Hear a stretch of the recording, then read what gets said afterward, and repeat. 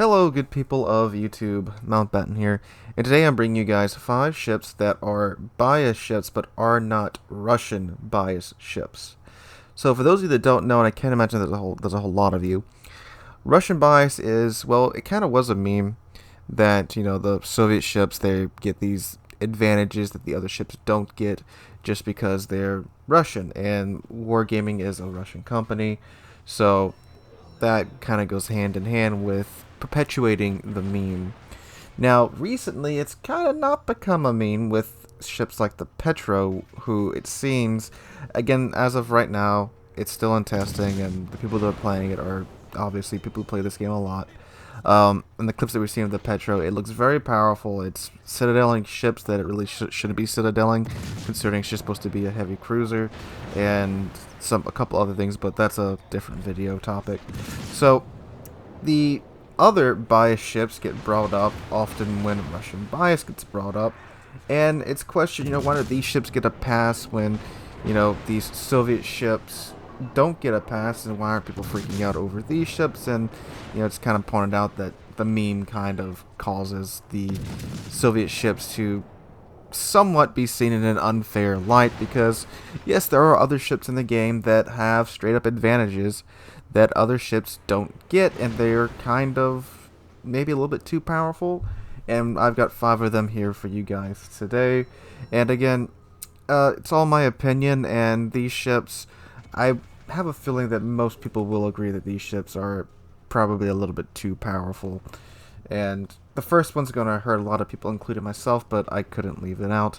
And the first one, which is number 5, is the Tier 8 American Premium Battleship, the Massachusetts. I cannot say that this ship is not very, very strong, because it is. It's got a whole lot going for it, and honestly doesn't have a whole lot of downsides. Now, for those of you who don't know, this is my favorite ship.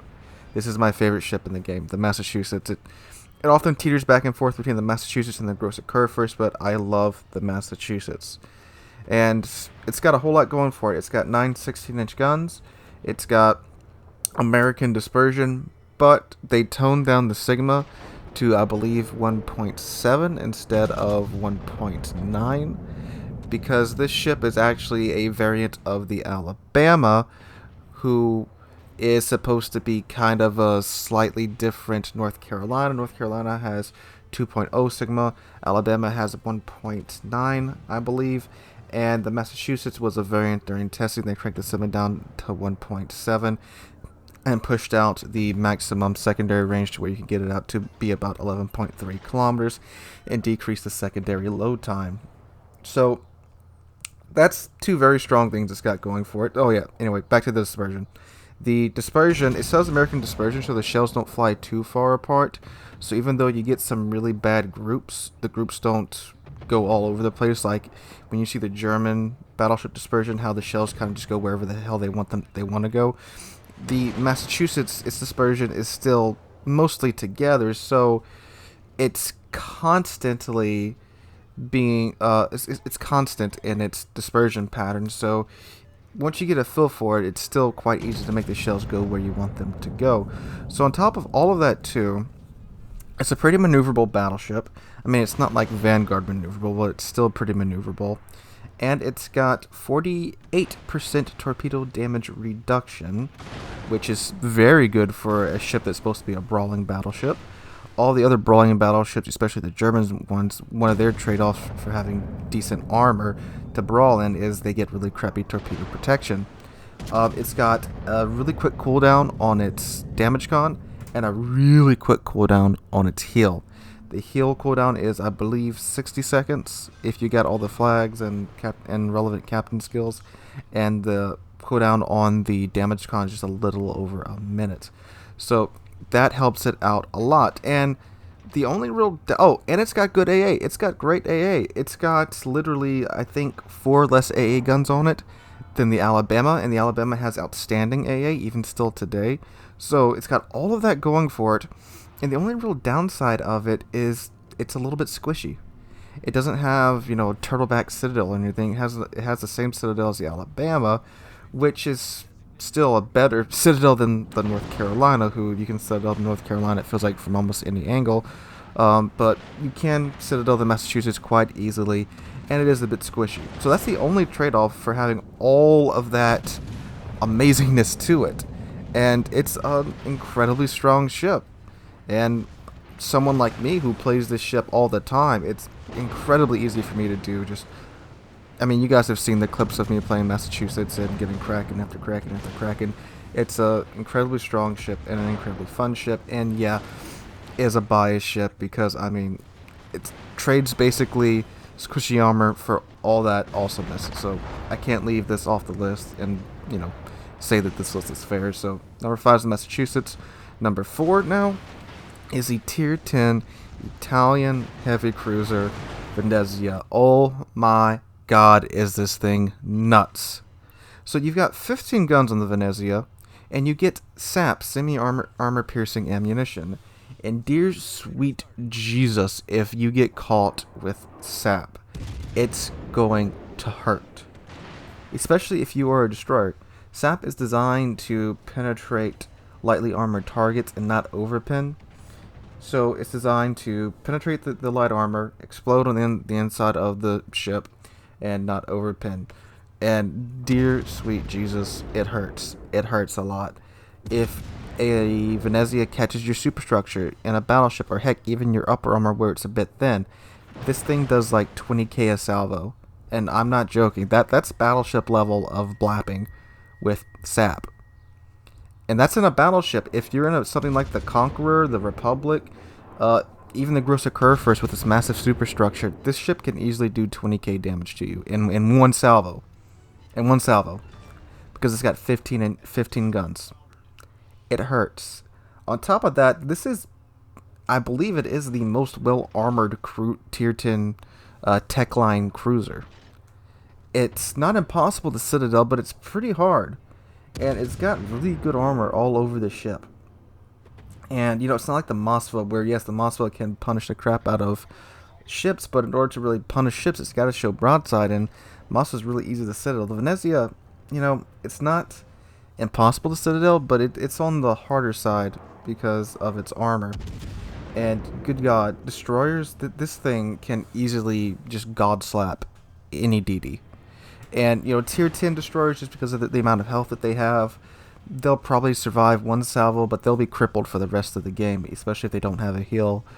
If let's say like a Tier 8 or a Tier 9 destroyer comes across this thing, it can easily one-shot them in one salvo. It is absolutely terrifying. On top of that, which that right there is an incredibly strong set of main battery guns, it has fuel smoke, which means it can pop smoke, and it's not like a normal smoke screen where it lays it and then the smoke screens, stays where it's at. The smoke screen, it's constantly being emitted by the ship. So it can boogie at its very fast top speed of around 36 knots in a smoke screen, firing and being undetected. And, it does have a pretty bad smoke firing penalty. It's 9 kilometers from when it's firing from inside its fuel smoke. But still, as long as you're not within 9 kilometers of any ship, you can just pop smoke and just sling sap for the duration of the smoke screen. On top of that, it's got 12-kilometer torpedoes. Now, the downside is that they're very slow torpedoes, but you'd be surprised how many times I've launched these torpedoes just expecting a ship to come around the corner eventually, and they connect. It's got all that in one package. Not to mention, since it does have 15 guns, once it loads AP, wow, yeah, AP hurts too. Now, of course, the downside is it has not the greatest AP pin angles, but still, 15 AP rounds going to someone's flat broadside, it hurts a lot. And honestly, there's not a lot of downsides to this ship besides, I guess, mediocre AA, and yeah, honestly, that's all I can really think about. It's really maneuverable too. I have a rudder build on it, and it can dance really, really, really well. It's very good at flanking.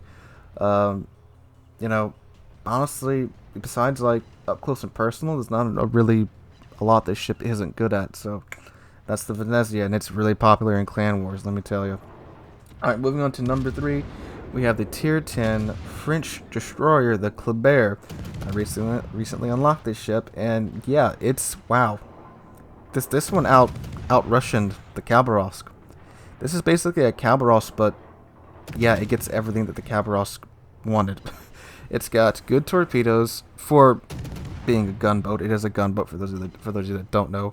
4 sets of torpedo tubes with an 8-kilometer range with a 76-second reload time base, and it's got reload booster for its main battery guns. Before you pop it, it has a 5.5-second reload time, which is kind of long, but when you pop that reload booster, it cuts it down to 2.5 seconds for 15 seconds, so you can quickly become a Daka boat when you need to, which means if you catch any DD in a compromising position, you pop that reload booster, you are going to ruin his day very, very quickly.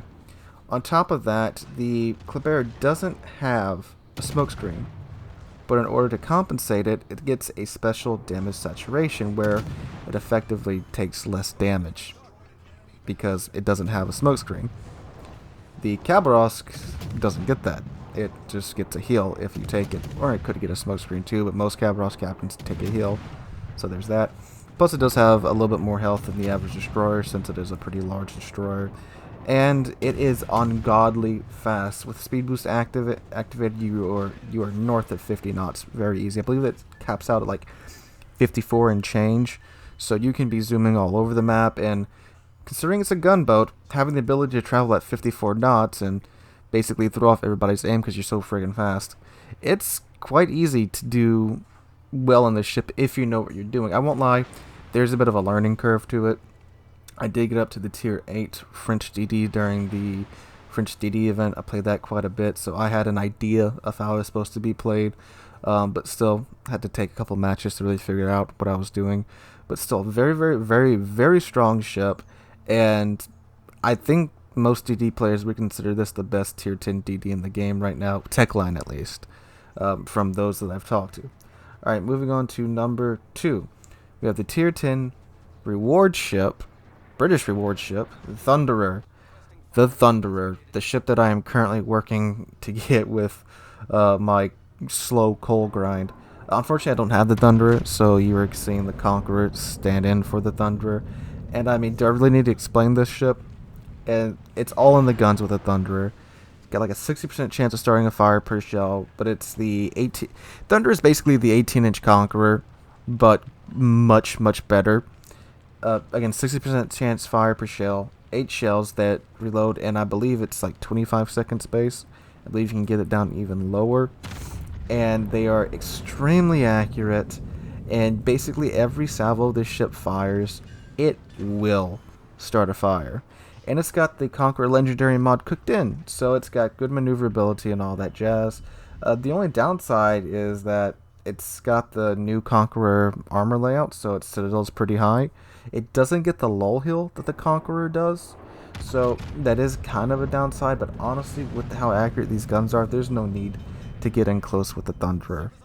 It's insane. Also, it has really good AP as well, since, you know, it is 18-inch Conqueror, but accurate. Not like most Thunderer captains even use AP that much, but yeah, this HE, it will annihilate destroyers if it can hit it. It will annihilate cruisers if it can hit it. It will burn the living crap out of battleships, and it's got good AA as well, because again, it is just 18-inch Conqueror.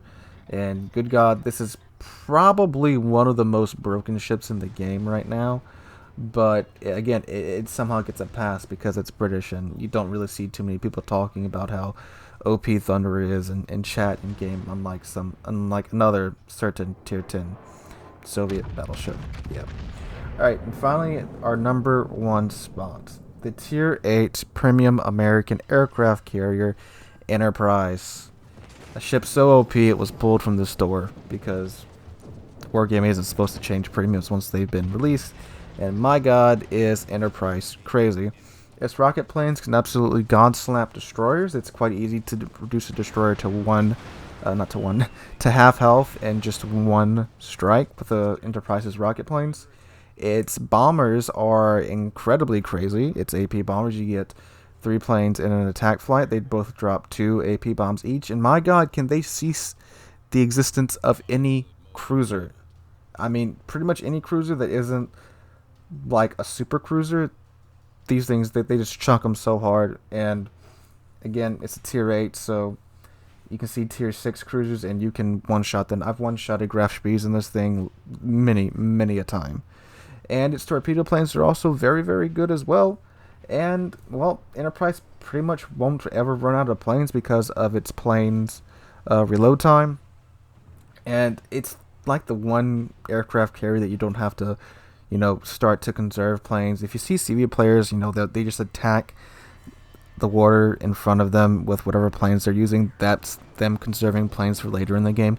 You really don't have to do that in Enterprise, because unless you just go full potato, you are never going to run out of planes in Enterprise. Maybe if you get into a tier 10 game and it's nothing but AA cruisers, maybe then. Again, that's maybe. And I am not a carrier main. I suck at carriers. The only carrier I'm decent in is Graf Zeppelin. And it is quite easy for me to get 100k damage in Enterprise if the match lasts long enough, which nowadays matches are ending in like 6 minutes, and that's barely enough time to do damage in anything, let alone a carrier. But it is incredibly easy for someone like me to get 100k damage done in Enterprise, easy smeezy, and it is incredibly powerful, and probably, again, one of the most broke ships in the game. So broke they had to pull it from the store. Alright guys, that is my 5 ships that are biased but are not Russian. Let me know in the comments down below, do you have a certain 5 ships that you believe are biased but not Russian? And also, if you enjoyed the video, please drop a like and subscribe. We are on our way to 10,000 subscribers. We're getting very close to that goal. I believe we are actually under 90 subscribers away from that goal as of the release of this video. I will be doing a giveaway for a tier 9 premium ship once we hit that goal, and I will release details of how that is going to happen later on. For now, guys, hope you're having a great Monday. Hope you guys are staying safe and healthy during these times. I hope to catch you guys in the next one.